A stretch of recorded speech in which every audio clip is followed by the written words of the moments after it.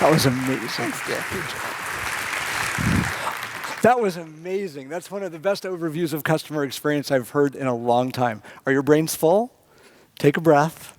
We're going to fill them up again with a number of different perspectives. First, we have Melanie. Can we have the next slide, please? Melanie Seward, SVP at SunTrust, is going to talk to you a little bit about customer experience from a small business angle. Same ideas work for all different size businesses. Melanie? Good job. Self-timing. So our next angle is going to be about retail experience design. And we have Ian Rattray, VP of Creative Services at Retail One. He's got 35 years in the business. I've worked with him myself. Get ready for some good stories. Ian? And we have a clicker, yes? There's your face. Oh, there's my face. Oh, my There's your God. content. Excellent. Good stuff. You're good. Thanks. If you check out Ian a little bit later during the day, you will find out he has an unlimited supply of Scottish guys going into a bar jokes. So, all right. And next up we have Marcella Lay. She's the VP of Client Services at Y Media Lab. She's going to be talking to you about drones and that kind of customer experience. Marcella, come on out. Our AV guy took a break right now. There we go. Are you back? No, I'm gonna, let's see. Good. No sound. It's all my fault, not Marcella's fault. All right. Chandler or anybody back there, can you help us out with the slides, please? Justin is doing something else. Okay, thanks. I would do another joke, but the first one was not so good, so I'm not going to go there again. Marcella, can you guys hear me? All right, Marcella, what do you like most about customer experience in your role? Come on up. Sure. I think that the focus that we have now on the customer and not so much on the product or just on the business KPIs is what really gets me passionate about this. Is really caring about people and what they're trying to accomplish and how we make it simple instead of just trying to provide a product without understanding the value in the customer's life. It seems to be a theme. Are you picking that up from every different player? Oh, no, I can hear myself now. Focusing on people, really getting to know and understand them is essential no matter what discipline you're in, which angle you're coming from, or your position in the organization. If you're the CEO or a frontline person, you've got to really get to know customers. And there's a lot of joy and good understanding in that. Are we back? Challenge number 5? Where would you like to be on the slides? Right there. Right there. But All it's right. no sound. No sound? Do we stop it? Sound of helicopter whirring. Sound of audience entering. Can't hear a drone, they're silent, so here we go. You were so well rehearsed for this too. This just happens sometimes, and my apologies. It's okay. As long as they're okay. Okay. And you guys don't worry, we're not going to cut out your lunchtime for this. Don't worry, we'll figure it out. Does anybody have any questions from what they've heard so far? We can do a little Q&A. Any questions for Marcella? Very loudly, please. We don't have mics in the audience yet. Amazing. You are unflappable. Good job. My big takeaway from that is the value of anticipation. When you can do your customers' work before they even ask you to do it, it's already an amazing experience. Let's anchor some of what we've learned about the human-centered design process by meeting Joe Johnston, Senior Director of Experience at Sparks Grove. Joe, come on out. All right. Better than that, come on. Excellent. Well done. So from this last presentation, you got a very good overview of how to think about customer experience design, how to be customer-centered, what are some of the tools. Now let's talk to a practitioner, Amanda, wrong one, there you go. You look much nicer like that. Amanda Newborn is Executive Director at Piedmont, and she'll take you through how it's actually done. You don't need this at all? I don't need, uh-oh. That's not looking good. Things that you told me about. We had a CXPA meeting several months ago at, where was it? Pont City Market. Yeah. And Amanda presented there. It was absolutely amazing. And the thing that I took away that I'd love for her to chat about for a minute was how she got the community so engaged. Because when you think about it, a hospital doesn't just belong to the people that own it it belongs to the entire community. And it sits on a legacy of expectations. The building is really not just the commemoration of the past brand promise, but it's the commitment to a new one, and it's very different. Talk a little bit about how you were able to gather all the Sure. information and get people on board, because you had some heart surgeons and brain surgeons that are very hard to work with.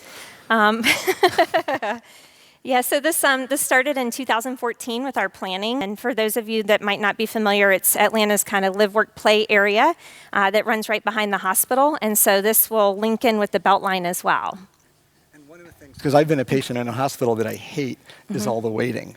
You have a very different perspective on waiting and on Yes. supporting patients. Yes, so patients don't come to us to wait. I know that all of you have probably been to a doctor's appointment and you have to wait in that bus stop style waiting room.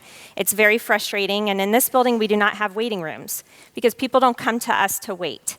So there are times when family members can't be with a patient, for example, when they're back in surgery in the operating room, a family member can't be back there. So we did provide some lounges during those times, but as I mentioned earlier, the key focus was to keep the family members at the bedside with the patient as much as possible. We also, during this process, did what we called experience mapping. So value is delivered in healthcare when you're interacting with a clinician. But when you're not interacting with a clinician, we call that the time between. And unfortunately, we can't just treat you and magically make you heal instantly. All of our bodies take time to heal. And so that time between is the time when you're not with a clinician and alone. And we focused our design on that time between and how do we enhance the experience both for the patient and the visitor during that time. Wonderful. So you guys aren't worried. All of the presentations and all of the videos will be available for you to see online. So while you might not be able to see it today, let's try one more time. Nope. You're going to be able to see all of that. And you can also see it already on Yes, YouTube. it's on YouTube. It's the Piedmont Atlanta Tower, if you Google on YouTube, and I was just going to talk you through the building, but you can look at that on YouTube as well. Cool. And do we have time for just one or two questions to make up for the loss of the video? Would anybody like to ask a question of Amanda?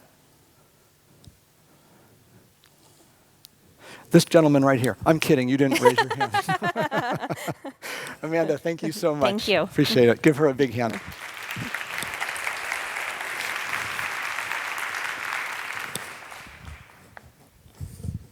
Okay, I'm going to stand up here and take the heat for the clicker here. Can we have the next slide, please?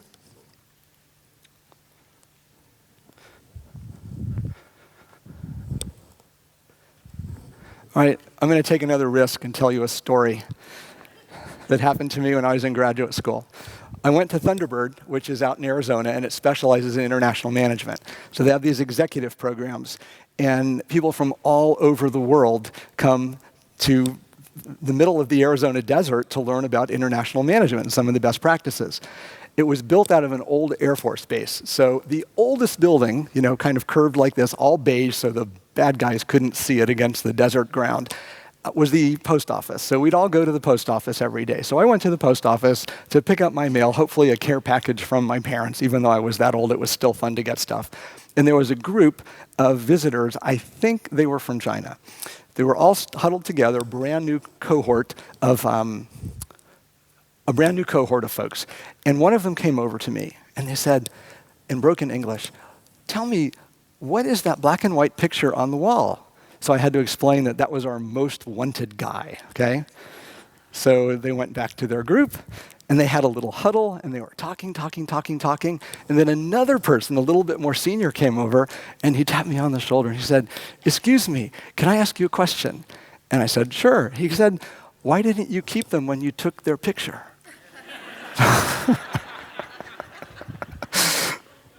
All right, and now we're back to Windows.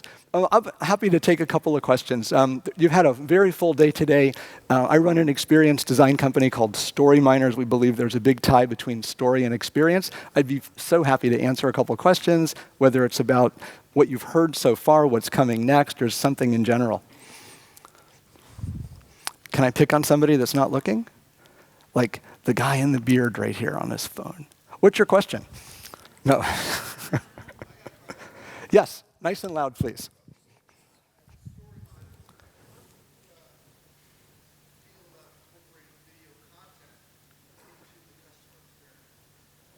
Oh, I love it. And I think one of our speakers today is from VoxPop.me. And we use it really early in the experience to actually get video feedback from customers about what some of their needs are. And I'll tell you more if you stop by our prototype booth. I see our slides up. It's my pleasure to introduce Ray Killebrew to you. He's the head of CX design and research at Primerica. Ray and I have worked together in the past a long, long time ago. And Ray, come on out. Wait, now we have human technical problems. Wait. Here he is, Ray Killebrew. Let's give him a warm welcome. Thank you, Mike. Hang out for a second. Good to see you. Yeah. I think Ray is he's the first customer experience professional that I've heard of that tied baseball to customer experience. So kudos for that. Well, I try to get something a little bit more relevant and timely. So. Yeah. You notice that Ray put all of his contact up here. He's very open to chatting with you for the rest of the day, and so are the other speakers. First, a big round of applause for all the folks who came up before. Thanks, Ray. Yeah, man. All right. Good to see you. I need the clicker. And it's time for break. But since we're running a little bit behind, our break is only going to be 6 minutes long. I'm kidding. But we're going to shave just a few minutes off. So in 25 minutes, there are going to be some people out there with like shepherd's crooks trying to corral you to come back in. Please come back in as very, very filled. There's a lot to talk about, lots of different things. What I'd like you to do in this second part of the morning, before we go to our lunch break, is just collect your thoughts for a second and think about all the things that you've heard. Think for a second about the points that made the most sense to you and the ones that you're trying to double down on. And listen a little bit more for that.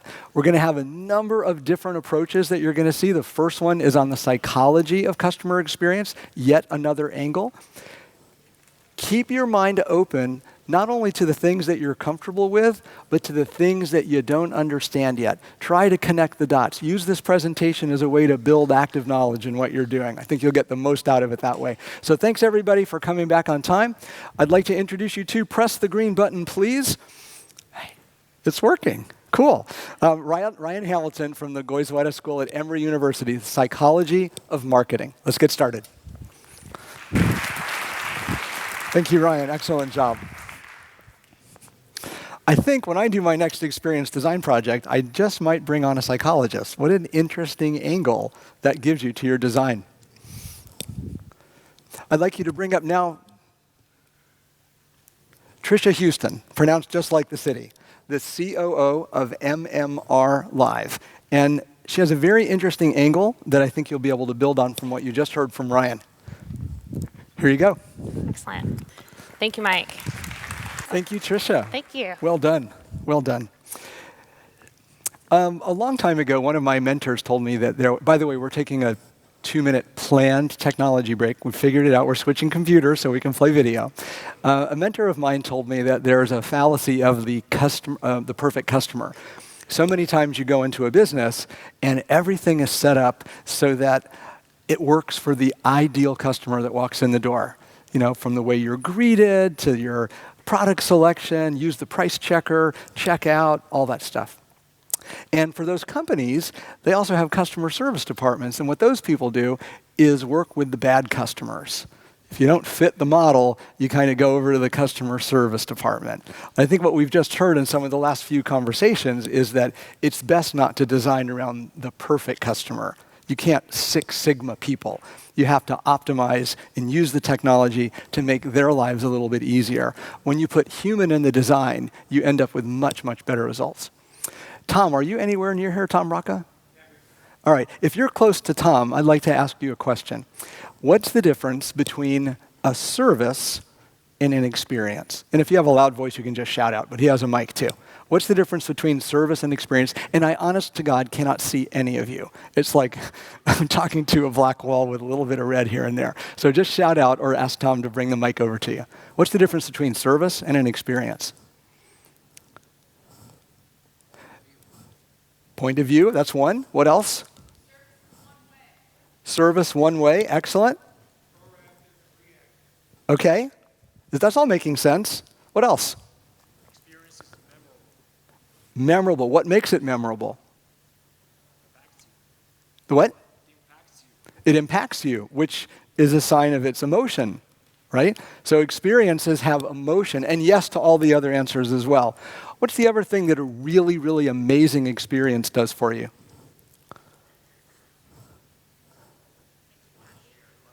Makes you laugh, that's one thing, yeah? Makes you loyal? Repeat, is that the answer? Changes, okay.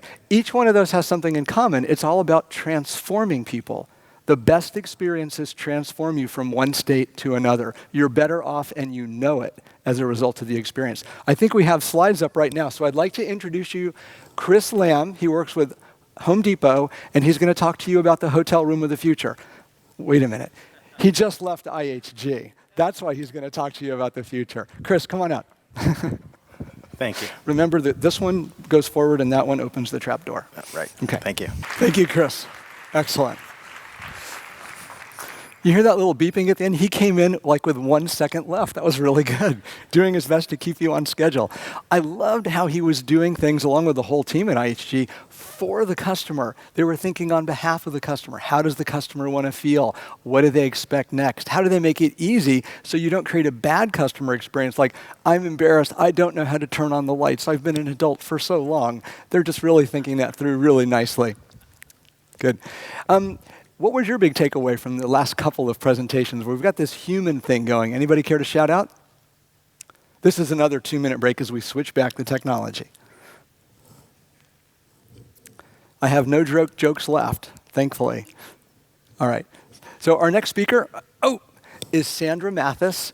She's with Strong Bridge Envision Customer Experience Shop here in town. And one of the things I'd like you to pay attention to when you watch her speak is she uses a lot of analogies. She also uses her hands a lot, which will hold your attention. But pay attention to how she uses analogies because that's an important part of storytelling. And as you're trying to get your new ideas across or win support for your projects, you have something to learn from here. So 2 things to learn. Come on out. Here you go, Sandra. Thank you. Thanks, Mike.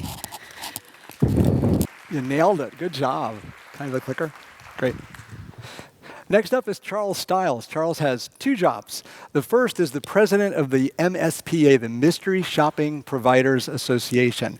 Mark Michelson, one of the founders of CX Talks, started that organization a long time ago. His other job is probably even more fun. He's a host on the Food Network for Mystery Diners. Come on up, Charles. Thank you. Appreciate it. Sorry. There we go. Which one's the trap door so I fall It's to the the stage? small one, the small one. Thank you very much. So with mystery shopping, it takes one to know one.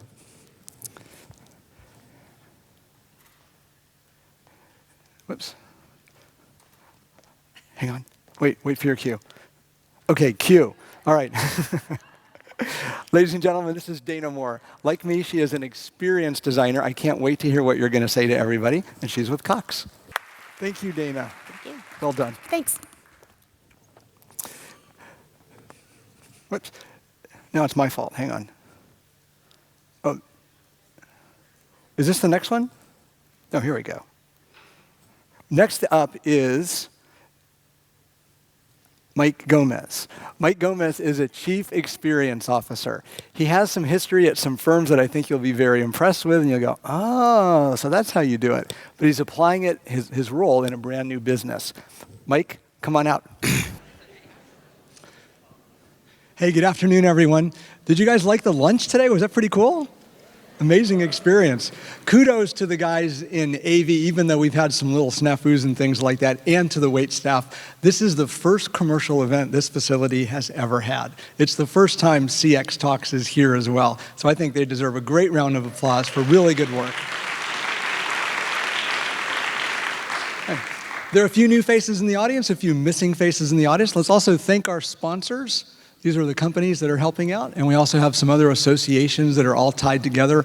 Mark Michelson and Carlos have done a great job corralling all these different disciplines so that you get a variety of different customer experiences and different perspectives.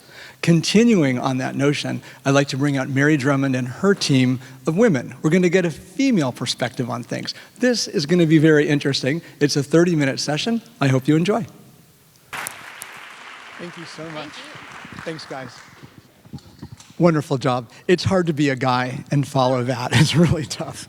But I do feel really good that the name of my company is Story Miners. Wow, we got a lot of plugs for story there. Next up, we've heard from women, we've heard from men, we've heard from a group of women. Now we're going to hear from a man and a woman. David Johnson, the founder and president of Dakota, a cognitive sciences company, he'll tell you what that is coming up with his client, Jen Euler from FleetCor. I think you'll also find this interesting. Guys, come on up. Hey, we were having a discussion backstage. I hope you couldn't hear us. But one of the things that we realized is that we're all a little bit biased. So guys, this is a message for the guys. Next time you hear from a woman or a team of women on your team, something that doesn't really quite sound right or doesn't match your logic, don't pull back, don't say no. Lean in a little bit more and ask some questions and try to find out what's different about that perspective and how can you be better. And the same is true for all the different perspectives. So thanks again to our speaking panel.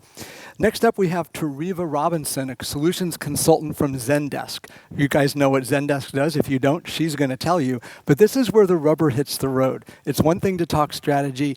It's another to get things to happen. Let's see what she has to say. Tariva, come on out. Oh, thank you.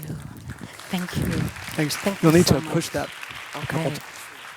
Amy Ramsey from Field Agent is up next, and you're going to find out what a field agent is and does. Here you go. Thank you. Next up, we have Gus Saponari from Sitecore. I learned about that company years ago. They were one of the best at personalization, making the website really respond to each customer, and now they're doing that across channels. Gus, come on out and tell them the story. All right. How's the clicker there? There you go. Thank you. Now, which one's the advance? That's the big green one? That's the best one. All right. Thank you, Gus. Well done. So that wraps up the tech showcase part of what we're doing. When we get back, we're going to hear from about 6 or 7 companies that are mostly Atlanta headquartered, so you get a local perspective. Right now, I'd like everyone to stand up. Come on, you trust me. We've been through a lot together. Come on. And now go have a break. Hey guys, we have some really exciting news. We found out what this little green button does right here. All right, now we know. It's a little laser pointer. So John Davis is going to come out. He is in charge of building, he does service design work. As an experience and a service a little different. He might explain that to you. And he works with Coca-Cola. He's in a shared services group. So please give a warm welcome as we start round 3 for John Davis. John, that was great. Thanks so much. So that was John Davis. Lisa Van Kesteren is next. She's the founder and CEO of a company called C-Level HX, and the H stands for human. We're going to hear about the human experience from Lisa. Come on out. I was expecting a drum roll. Thank you. All right, after all that hamburger talk, we're going to switch to chicken. Leo Chan is Senior Innovation Lead at Chick-fil-A. And I asked him how he wanted to be introduced, and he said, say, Leo Chan, Innovation Leader at Chick-fil-A. So I did my job. Here you go. Very strong. Good job. Thanks very much. So thanks, Leo. Next up, we have Claire Mason. She's the CX Manager at Travelport. You guys know when you drive by on Cumberland, you see the big Travelport sign? They're what's called a GDS. I can't remember what that stands for, but it has a lot to do with travel. Getting the back end of travel to work is what it's all about. The hard thing in travel is you might sell your client something, but you have 3 or 4 different providers supplying the experience. So making a promise in the travel business is one of the most difficult in the world. Let's see what she does. Claire, come on out. Thank you. Nice job. Well done. Thanks, Claire. You know, the last few presentations, I think, have given everybody some really good food for thought on how do you actually do design? What is the structure like? How do you move from strategy into action? Our next presenter is Wil Peyman. Wil is from Macquarium, one of our title sponsor. And he is an Englishman on our shores for about 20 years. He asked me to pre-apologize for his accent. But I think you'll find it entertaining nonetheless. Wil, come on out. Thank you very much.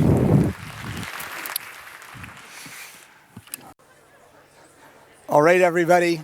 It's round 4. I feel like somebody should be walking around with one of those little signs like it's a boxing match. I spoke with some of you during break, and some of you are like, your heads are swelling, and others, your hands are cramped because you're writing so much. It's not going to stop. What can I tell you? Our next speaker is Rebecca Rusk. She's an enterprise user experience manager, new at the Home Depot. She also helped organize this event last year, and she's here representing the IXDA, the International Experience Design Association. So come on out. Rebecca. Thanks. So I like the idea of being out on the front lines to get things done. It's a very different perspective than sitting in the office and just getting streams of data coming into you. Florian Vollmer is a senior design manager in retail tech ops at NCR, and he's also involved in service design on the front lines. Please welcome my colleague for a long time, Florian Vollmer. Thanks, Mike. Appreciate it. Florian, thank you so much. We're going to wait just a second. Does anybody in the audience have a good joke? Well, let's just do a little ad-lib thing here. Say your name. I'm Liz. And what do you do? I am a research manager at User Testing. And what is user testing? User Testing is a platform that helps you gather human insights to impact your customer experiences. And now what's the difference between a human insight and other kinds of insights? They come directly from your customers. They're truly from the human themselves, their emotions, their reactions, their perspectives. And you told me backstage that we're going to talk about something very specific. We're getting in the weeds on this one. Yes, and we're going to talk about my favorite topic, which is research. My second favorite topic is wine, so we can talk about that at 6:30. But first, we'll focus on research. Beautiful, beautiful. And I think we're almost ready. Do you have a joke? No. No, okay, good. I learned first thing this morning. That Don't was do my joke, was that we could talk about wine. All right, you are good to go. Thank you. All right. Hi, everybody.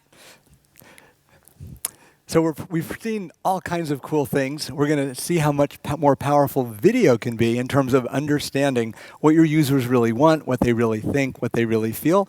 I'd like to invite Travis Nielsen, VP of Partnerships for Vox Pop Me, to the stage.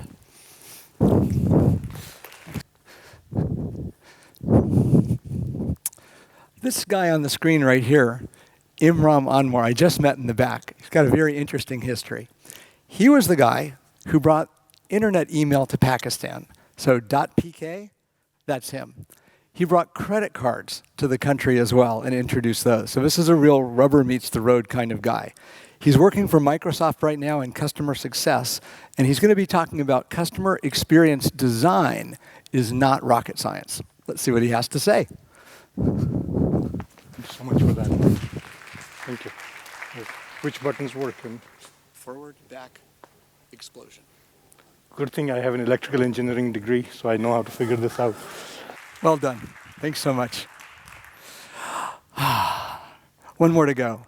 It's my honor to bring out Mark Michelson, one of the founders of CX Talks, my friend, my colleague, my vendor, my client. The story is, I think we met like 12 years ago or something. You called me and said we knew like 70-something people on LinkedIn. Early days of LinkedIn. Early days of LinkedIn. Yeah, now there's like 500 or 1,000. Yeah. Common. Yep. Oh, cool. Thank you very much, Mike. Mike did a great job with Emcee today. Thank you. Thank Big you. hand for Mike Wittenstein. And if you have a chance, make sure you get up to see him at his booth up there. He's got a fun little game going on.